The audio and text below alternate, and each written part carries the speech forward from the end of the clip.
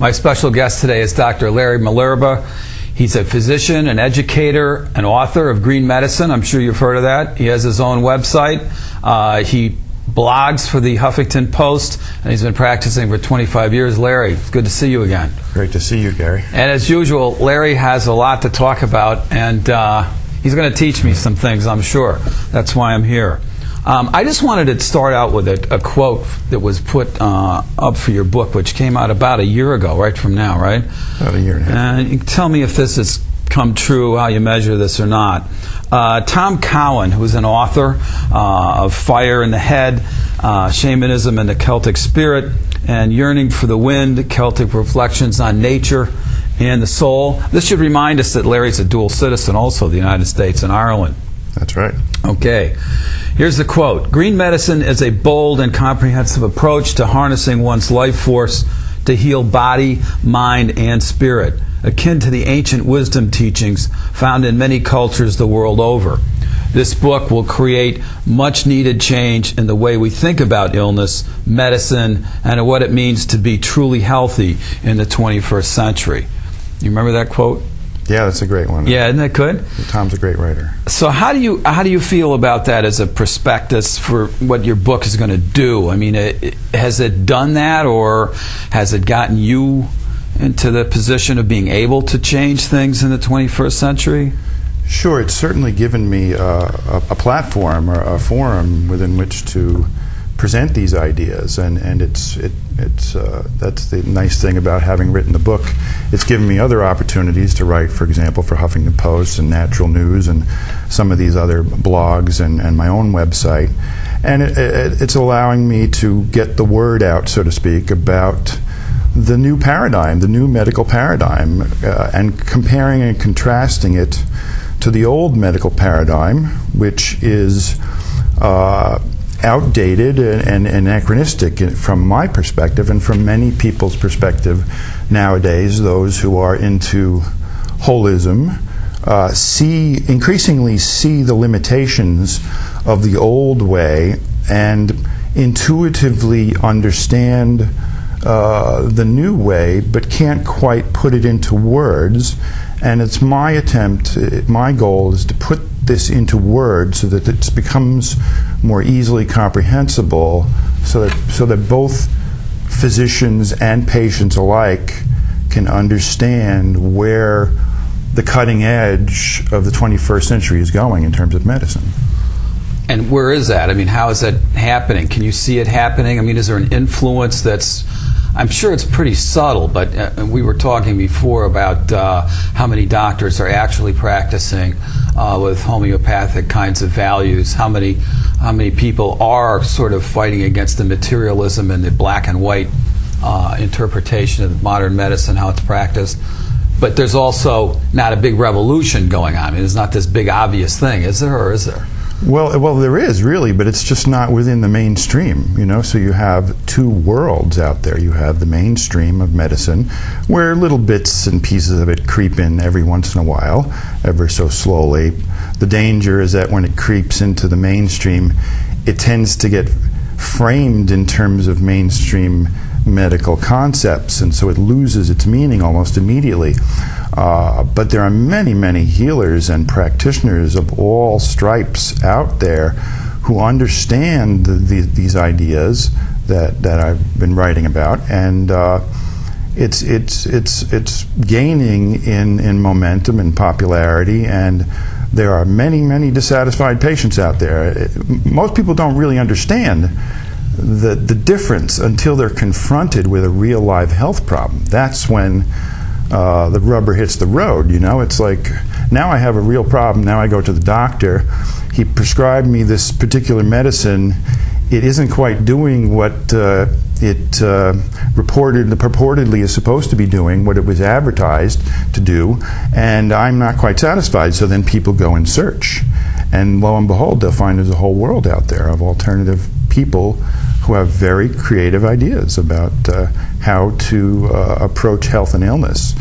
And it involves a completely different perspective about what health and what illness is. There's the one of the things that I picked up from reading your book is this connection between what's above goes to what's below, which is pretty ancient, actually. Spirit controls the body. Can you talk about that? Give us some present-day examples of how that works. Sure. I mean, in essence, our whole culture is very externally oriented. Everything is image and external. And medicine is focused on the physical. Medicine is focused on symptomatology. Medicine is focused on cause and effect. It's focused on tangible things that we can blame, external things that we can blame on our ailments, like germs, chemicals, right?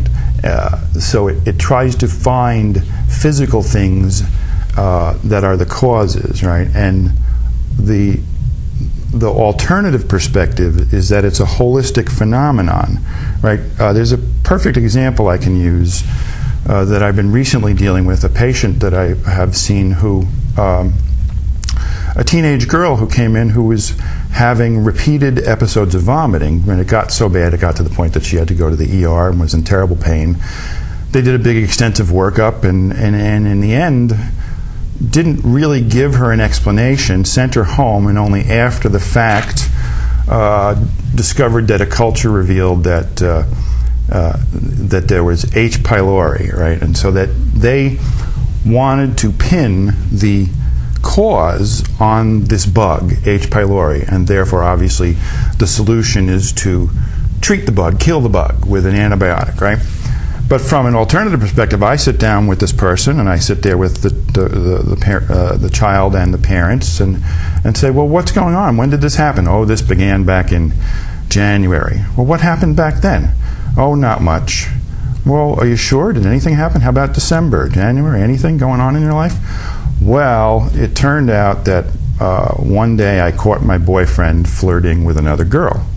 So how did that affect you? Well, it upset me pretty much.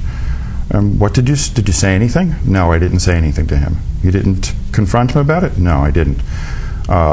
In fact, he has this tendency to kind of control me, so that when I want to go off and hang out with my friends, he'll often turn and flirt with some other girl. Oh, gee, so that must be pretty upsetting to you. Yeah, it's really bothering me. And so, do you still want to be with him? Are you still with him? Yes, I'm still with him. Do you want to be with him? Not really, or I'm not sure, or I don't want to break up with him because I don't want to hurt his feelings.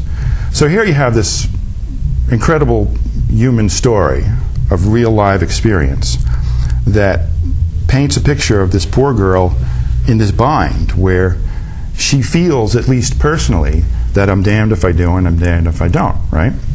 And if you ask her and you ask the parents, do you think that's factoring into her vomiting episodes? Absolutely. They believe that. You could see the parents shaking their head. Yep. And they're thrilled that some doctor is talking to the child about this problem, like in this way. Rather than coming up with a prescription. Rather than saying, yeah, here's a pill, see you later, right? So there's a completely different perspective. Medicine, conventional medicine, does not allow for that sort of information because it is not quantitative and you can't put it into numbers, you can't put it into statistical, translate it into statistics, and it's too nebulous and it's too unscientific, right? So science says, well, that's not very scientific. Well, no, it's not. It's human behavior, it's human life, it's human health and illness. You can't reduce medicine and human illness to numbers and analyses of statistics. It's not the way it works. And you don't get trained to do that either, do you? Does medical school train people to do the psychology thing, to sit down and get the whole story and everything? That seems a little pop culture-y, right? How are you getting along with your boyfriend, as opposed to, I think you got a bug in your stomach. Let's take a look at that. Right. Let's do some more tests. They train you ever so, slightly in that way, but it's more used as a gimmick to gain the patient's confidence, not as a way to truly get to the source of the problem, right? So yes, we're going to teach good bedside manners so we have good relations with our patients, which is fine, that's okay. But the real purpose of it should be to help me get to the bottom of what's really bothering this person. Whether it's a psychological problem, whether it's a spiritual problem, whether it's a physical problem, or all three, or emotional problem, or all of those things, that's what has to be evaluated in each and every case. And medicine wants to reduce it to a chemical phenomenon, which is just plain silly, if you ask me. So there's so much more out there that the rules of science will not allow into the equation. It by definition excludes these things. It says we do not include subjective phenomena, and that translates to human experience, right? We want objective information that we can sink our teeth into. Hard, cold facts. So we found the H. pylori bug. There it is. That's a hard, cold fact. We're going to jump to the conclusion that that's the cause, because that's another one of their medicine's biases. It wants cause and effect to be nice and clean, and it's not nice and clean in that way all the time. It wants it to be a material cause, a materialistic, reductionistic, physical cause, like an H. pylori bug, as opposed to the complexity of the human psyche and spirit, which often generates symptoms when it's in distress. And the vast majority of human symptoms are at bottom about emotional distress, spiritual distress, issues of meaning, issues of purpose. All of these things play into why we really have our symptoms. So what you're saying is that we basically attack the symptoms as if they were hard, cold, factual things to ferret out and say, oh, there's the problem, let's deal with that, and forget about what's going on in somebody's head or in their heart.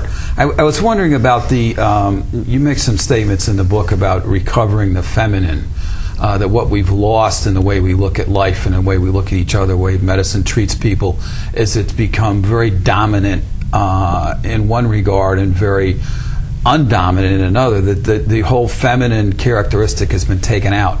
Maybe it's that nurturing thing, I don't know, or that intuitive thing. How does that translate? Well, if you think about it, the human brain is, according to science, is two hemispheres. We've got right brain and left brain is the analytical brain of science, and it focuses on the rational, the logical, the quantitative.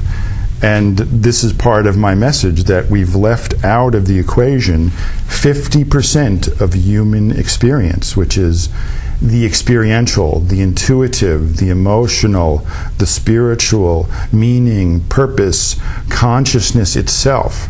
All of these things have no place in our medical science, which is why we get such poor results, why we get such dangerous results, that so many drugs have so many dangerous side effects, because we're too busy focusing on the small picture. That's what reductionism does, instead of looking at the big picture. And so reductionism and holism work in opposite directions. And again, the problem is that it doesn't have to be one way or the other. That's the message of green medicine, that we can have the whole thing. We can include it all. We can look at that person, that young girl, and say, okay, is it some sort of dilemma she's in? Is it related to that? Or is it H. pylori? Or what is it? What's causing this problem? And we consider all the possibilities and go from there to find our solutions, right?